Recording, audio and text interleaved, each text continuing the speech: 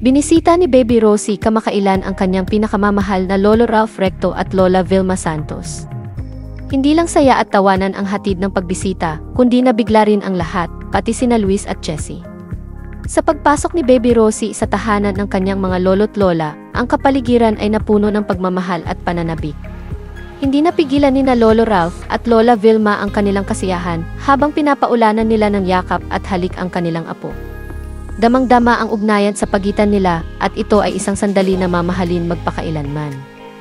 Namangha sina Luis at Jessie na naroroon din sa pagbisita sa sobrang saya at pagmamahal na nagmula kay Baby Rosie at sa kanyang mga lolo't lola. Ang pagsaksi sa espesyal na koneksyon sa pagitan ng mga henerasyon ay nag-iwan sa kanila ng hindi makapagsalita at malalim na naantig.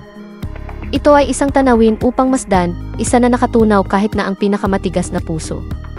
Habang nagpaalam si Baby Rosie sa kanyang mga lolo't lola, nananatili ang mga alaala ng pagbisita. Naiwan sina Lolo Ralph at Lola Vilma na may mga pusong puno ng pagmamahal at hindi napigilan ni Luis at Jessie ang init na bumabalot sa kanila. Ito ay isang araw na mananatili sa kanilang isipan magpakailanman.